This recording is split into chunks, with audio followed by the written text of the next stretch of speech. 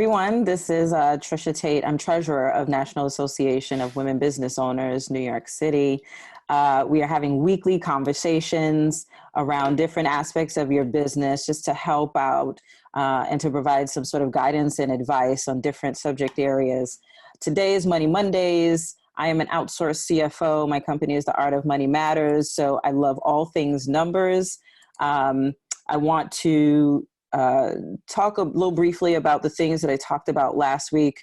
So last week we dug a little bit more into what is the funding options that are available via the government. If you're in New York City, apply to the New York City Small Business Services grant or loan if you're a small business. It just depends on the size. The requirements are on the website.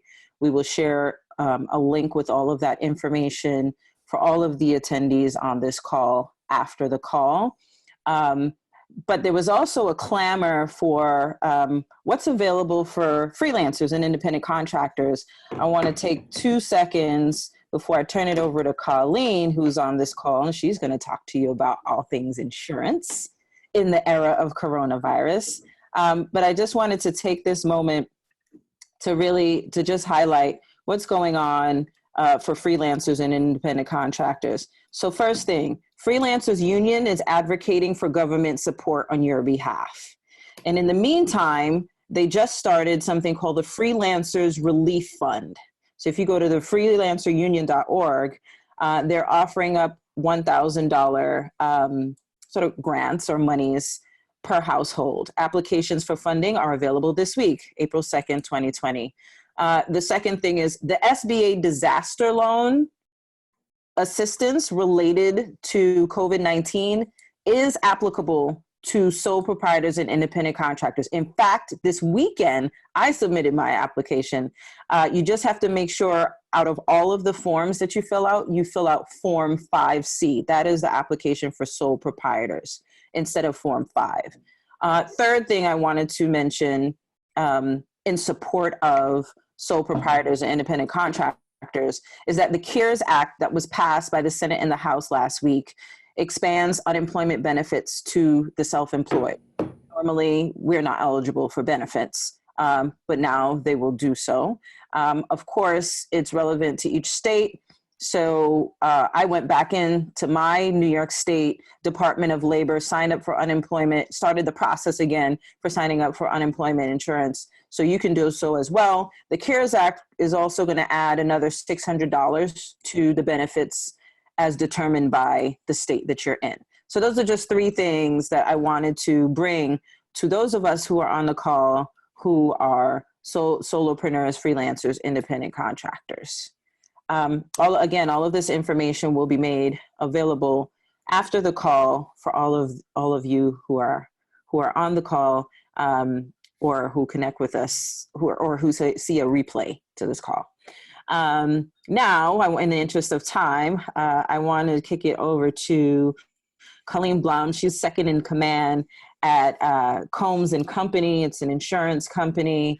They're my insurance company as well, but I think they're amazing in general. It is a women-run organization. So there are 2 women at the head, which makes me even more excited. And I asked Colleen to come on because there are some interesting things going on in the insurance world, whether it's health, life, disability insurance for business owners as well as for solopreneurs. And I wanted her to come in and give us the 411 on what questions to ask your insurance company and what changes are being made at different insurance companies as a response to COVID-19, which I'm calling Rona. So kick it over to you, Colleen, and then at the end of her conversation, she will open it up for Q&A. Yeah, thank you. You're welcome. Hi guys, Tricia, are you going to have the presentation up or do you want me to share my screen? Share your screen. Okay. Hi everybody. Give me 1 second. Let me share this.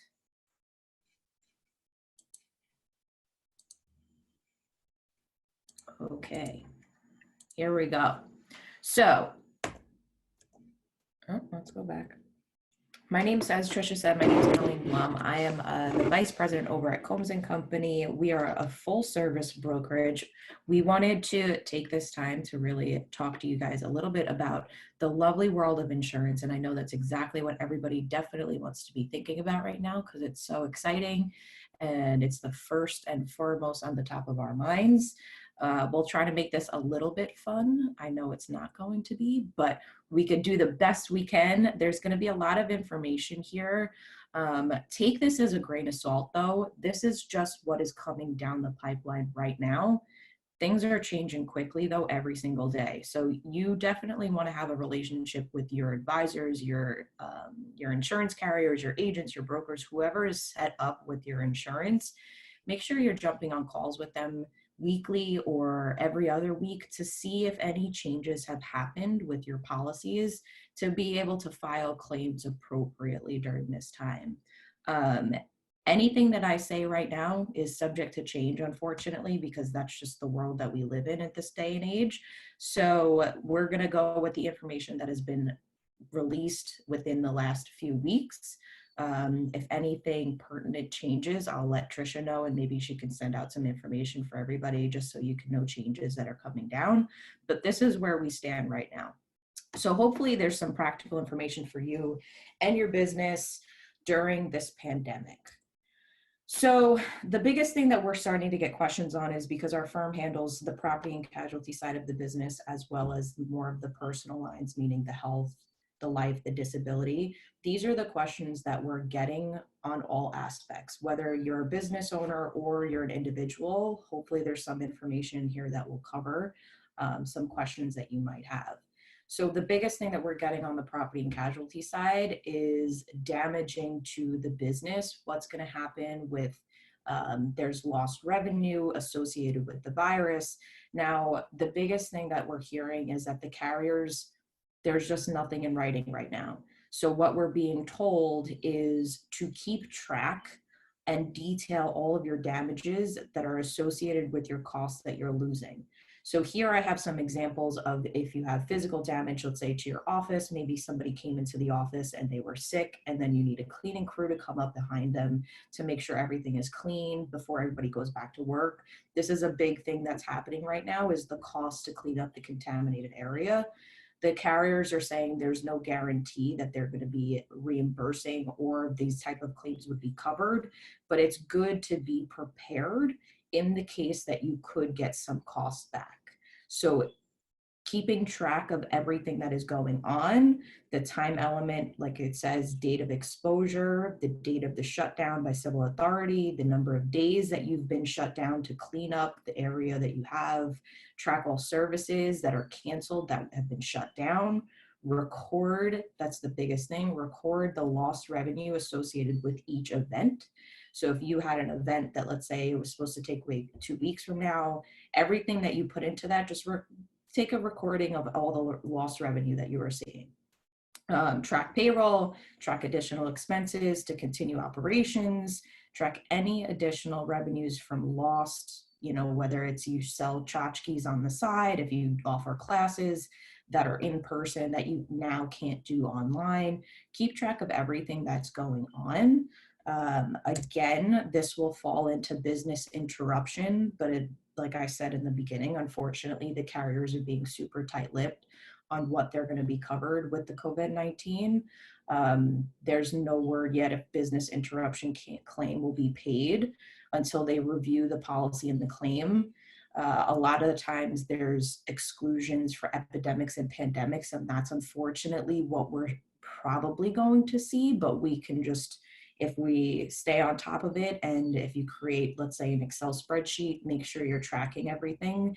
This way, in the case of when you do talk to your agent or broker or the insurance carrier, you can bring that information to them. It makes them easier to go to the insurance carrier and say, okay, here are the details, instead of just throwing up a random number and saying, this is the amount of money I lost. If you break it down, there's then the ability for the carrier to take a look underneath underwriting to see if anything in there would be covered or not. Okay. That's the fun business interruption. Here's my favorite little baby, health insurance. So with health insurance right now, What they're doing is everything that's associated in regards to the cost of getting the testing done for the COVID-19, there's no cost sharing. And what that means is you can go to one of these testing centers and it's not going to be cost you anything. Now, if you go into the hospital, God forbid, and you have a lot of services that are needed, that is going to be something that will be applied towards your deductible, your copays will apply. However, you would be treated in a hospital-based situation of the health insurance that you are on currently would all get applied if you were under the care of the hospital or the doctors. But the actual testing, the cost is being waived for folks. So that's a great thing. Make sure with your health insurance carrier that that applies to you, because what we're seeing is it's starting to trickle down to all carriers. It really started to hit majority of the top ones like the United Healthcare, the Empires, the Aetnas last week. This week, it most likely will trickle down to everybody else. If you have any questions on that, there is a number on the back of your ID card, and it's the member services phone number. You should call them and confirm with them that the testing would be covered underneath the carrier. But like I said, it came down the pipeline to the major dogs, which means that it trickles down to like the Oscars or the Fidelis or the Health Firsts. So there's two ways that you can get health insurance, right? So if you have a company and you've had a plan underneath them, this will apply to you, your health insurance. If you just check in with the testing to make sure that they're covered, you should be set to go. If you do not have health insurance at this time, open enrollment for individuals, not placing it with your company, has been reopened from March 16th until April 15th. That is your drop dead deadline to get an April 1st start date. They made the open enrollment, and what that means is you can join, no questions asked. If you just skipped open enrollment, if you just decided, hey, I don't want health insurance, what they're saying is during this time, this is your only time to get on and get health insurance. If you don't have health insurance, this is the time to do it because you don't know what's coming around the corner. It's better to be safe than sorry. There's a lot of programs through the New York State of Health, and you can see there's a link right here. The phone number right underneath that is also the phone number. Call times and website, will crash, but call times are very long right now. But if you don't have health insurance, now is definitely the time to get it, because once this locks out, they're not extending it. There's options that depending on your income, so if you've lost revenue and you were on an individual health insurance plan, you can actually sign back up to the New York State of Health, tell them that your income has changed, maybe your subsidy will increase, meaning your premiums will go down. Maybe you will, let's say if somebody has lost all income together, you could go through the New York State of Health, and if you qualify for Medicaid for the time being while you don't have any work or money coming in, go with that, because at least you have some type of coverage, hospitalization coverage. Do anything that you can right now to get your costs down. This is the time to do it on the individual marketplace. With health insurance too, what we're hearing, and we have a lot of webinars and calls with the doctors and the hospitals. Right now, they're swamped with people coming in, and it's not just the COVID-19. They have additional patients that have already just been sick in general. So now they're just swamped with the amount of people coming in. What the doctors are asking is please use telehealth or telemedicine. Now, this is something that not many people had utilized beforehand, but it's a way to call the doctors to say, okay, these are the symptoms that I'm having. The doctors will tell you right then and there if you should come in or go to a testing site. You need a prescription to go to a testing site. You cannot just drive up to the testing site and get tested right now because there's just too many people. So if you use your app, the Doctor on Demand, there's a teledoc. Those are the two that some of the bigger carriers work with. Some of the smaller carriers like Oscar, they have their own app that they use for telemedicine. This is a great tool, even if, let's say, you don't feel good and you have, a sinus infection and you don't want to go to the doctors right now because of everything that's going on. Using telemedicine, we'll be able to have a doctor call you within an hour on your cell phone, tell them your symptoms, and they'll be able to, if they can, prescribe you something that you can then go to the pharmacy and pick up. This is a huge burden lifted off of the actual doctor's offices and hospitals. So if we could use this and help the doctors and hospitals, this is exactly what they're asking for. If they feel like you need more services, the doctors are trained to tell you to go to an actual physical office. But if it's something that's quick, it's simple. I used it last week. It was very easy. Within 20 minutes, I had a prescription at the pharmacy. Mental health is a big thing right now. A lot of us are not used to staying in one place. This could be a very daunting time on trying to be internal with ourselves, and we're all learning a lot about ourselves. But some people, you know, it's just talk therapy. There's a lot of people just struggling with anxiety or mental health. So the telehealth or the doctor on demand or teledoc, the apps actually have this specific subject category that if you do feel like you do need to talk to somebody, or you know somebody that feels like they need to talk to somebody, a professional, they have the mental health assistance through the telemedicine as well. So I think that's a really important piece to find. You can find, again, utilize that customer service number on the back of your medical ID card, because that will be able to direct you if they participate with the specific apps. If you don't have insurance, each of these apps, they will also let you, I believe Doctor on Demand is like a $75 charge if you don't have insurance. If you do have insurance, they'll go with what your plan is. So if I have a copay, it'll be a copay charge. If I have a deductible, it would be a deductible charge. Okay, so this brings to life, disability, and long-term care. We always call these the people insurance. What they're doing right now is, because there's not a lot of ability to get out there and do the urine and blood testing, they know a lot of people are not going to be going and welcoming nurses to take these specific tests, because when you sign up or you're looking to get an application done to see if you qualify for one of these plans, a nurse comes to the house to take those exams. Currently, they're waiving that process. Which means this could be the perfect time, if you don't have any of these policies, to start looking into them, because right now there are no exclusions for COVID-19. However, I could probably very strongly say that coming in the next few months, the exclusions for this type of virus will be coming down the pipeline, majority probably for disability insurance. So if you, as a solopreneur, an entrepreneur, even a business owner, if you don't have any disability insurance, now could be the perfect time to get something like that. Again, the things may change, you know, what they're stating currently of what's covered or not covered with this type of virus.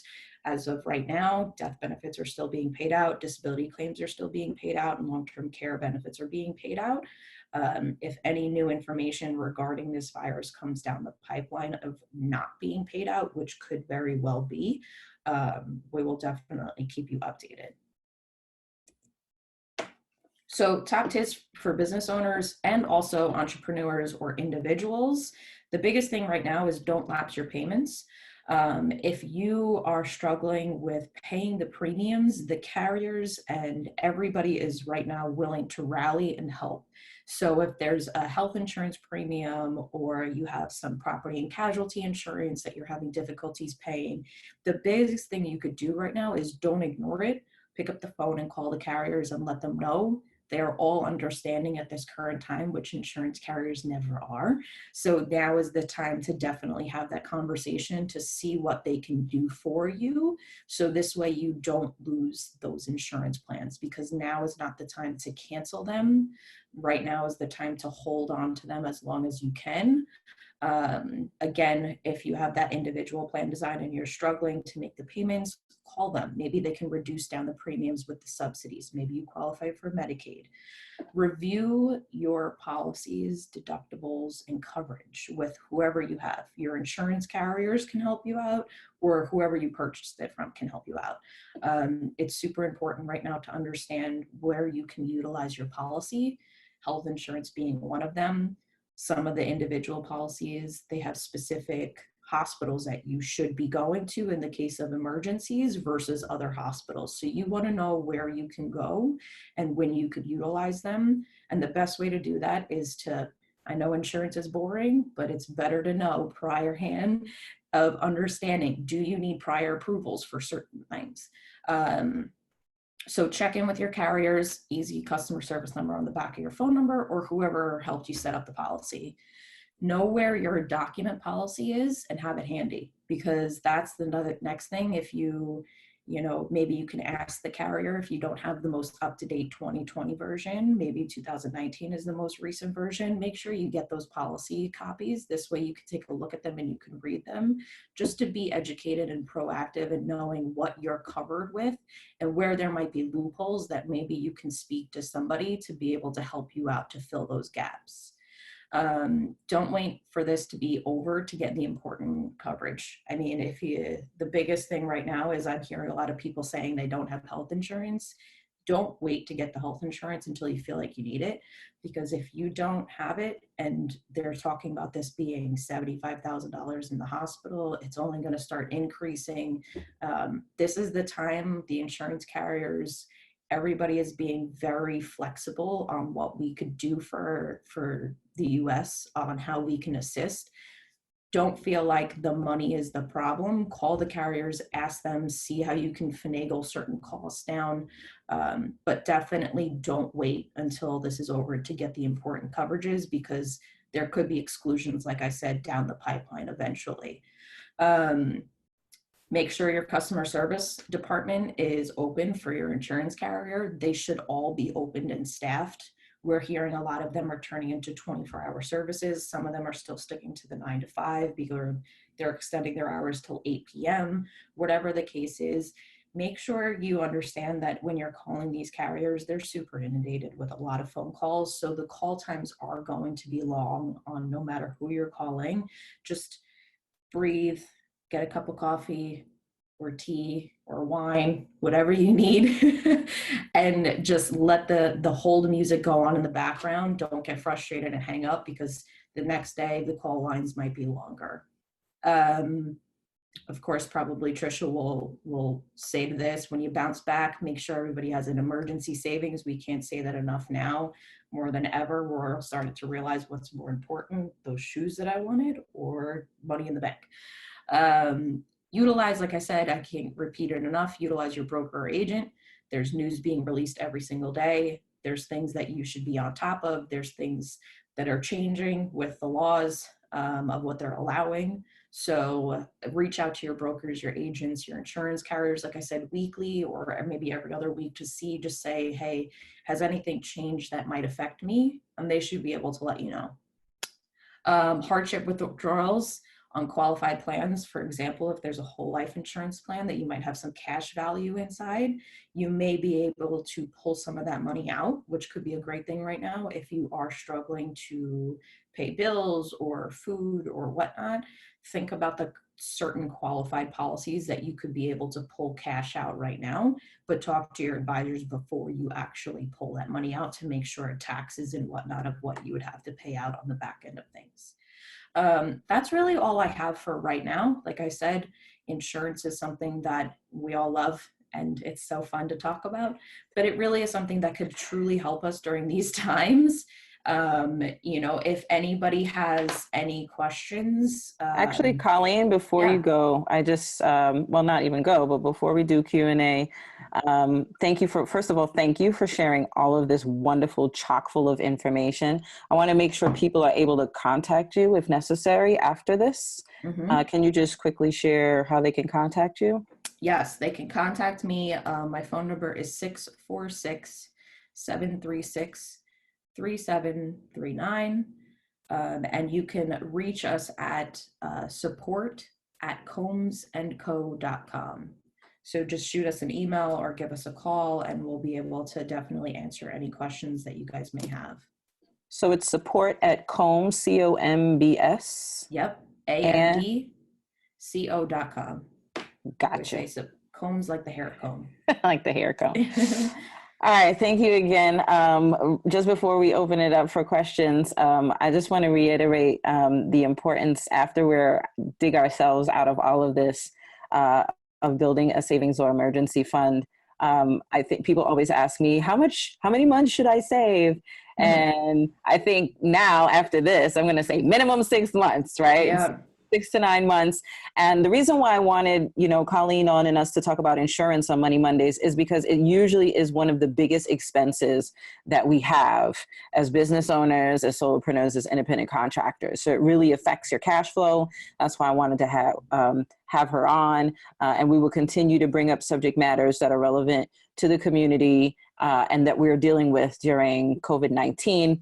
And as a reminder for those solopreneurs, freelancers, independent contractors that are applying for an SBA disaster loan assistance, within the application, they ask you to list out your insurances and how much you're paying on a monthly basis. So they really want to get a good snapshot of where you're having to spend money and where the loan can be helpful. So make sure you have all your policies ready, the numbers and the carrier names. So that's it from me, and we can open it up for questions.